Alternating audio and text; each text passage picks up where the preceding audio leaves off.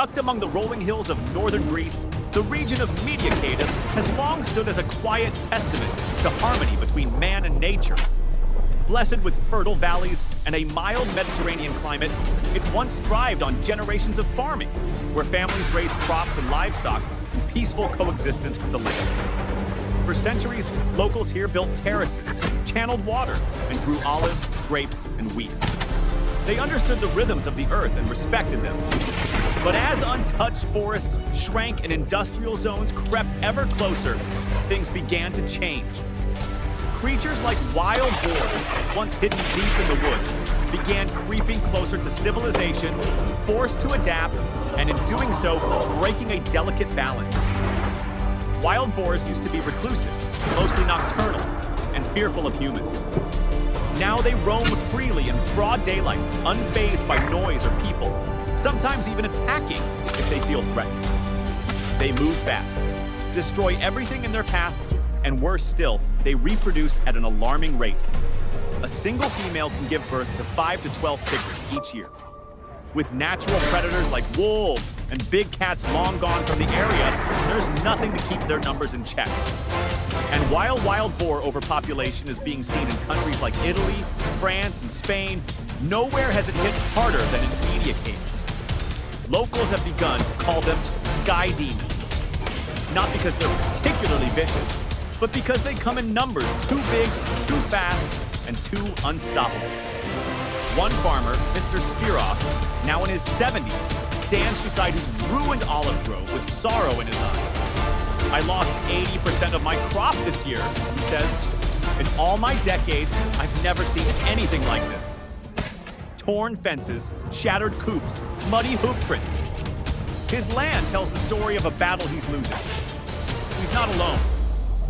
Cattle have been mauled, wheat fields upturned overnight, and parents no longer let their children play outside after dark. Some nights, the entire village stays awake, on edge from strange noises coming from the woods. One question lingers in everyone's mind. Who will protect us? Hunters in today's world don't look like rugged loners with rifles. They're trained, licensed, and they know both the rules and the weight of their responsibilities. Still, their role remains controversial. Some see them as defenders, others see them as killers. In Mediacades, hunting is allowed under strict seasonal regulations. But as the situation spun out of control, local authorities had no choice but to call them in. We're not out here for sport, one hunter says. We're out here to protect this land.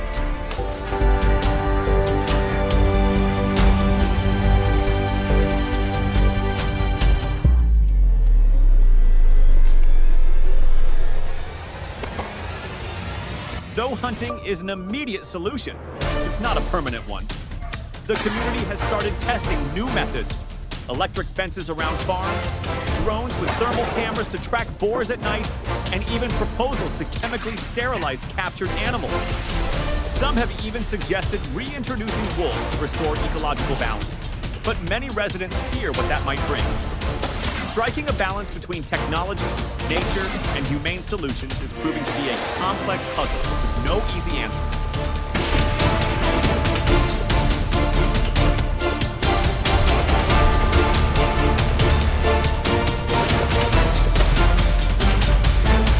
While many support stricter boar control, animal rights groups voice serious concerns. They argue that mass culling is unnatural and could lead to further disruption of already fragile ecosystems.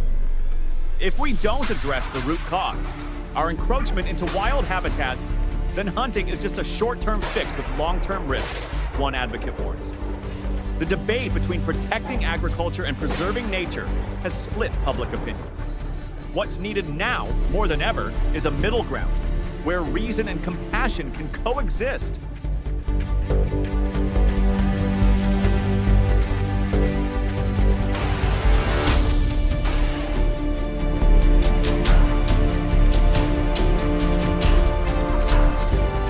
The night before a hunt, Leonidas, the leader of the group, sits silently by the campfire. He gazes at the sky where a sea of stars flickers like distant memories.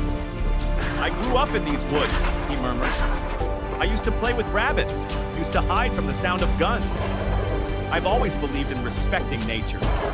But now, I hunt to protect others. With every pull of the trigger, he hesitates. With every ambush, he wonders, am I doing the right thing, or just cleaning up a mess we created?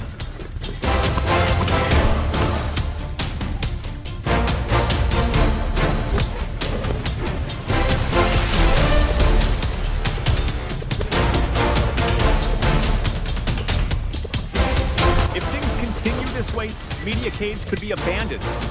The young will leave. Farms will fall silent. What remains will be overrun by silence and by wild pigs feasting on forgotten memories. But if action is taken swiftly and unitedly, there is still hope. With a blend of modern tools, smart policies, and a renewed respect for the environment, Mediacades might yet return to the land of golden harvests and quiet nights. The sun has set. The hunters pack up. The forest falls silent again, as if nothing ever happened. But they know better. The Boars are still out there, somewhere in the shadows. On the walk home, Leonidas glances back at the trees. Tomorrow, he'll return. Not for the thrill, not for the trophies, but for duty. Mediacades is his home, and he refuses to let it fall. This fight between man and nature may never truly end, but it must always be fought with clarity, with respect, and with empathy.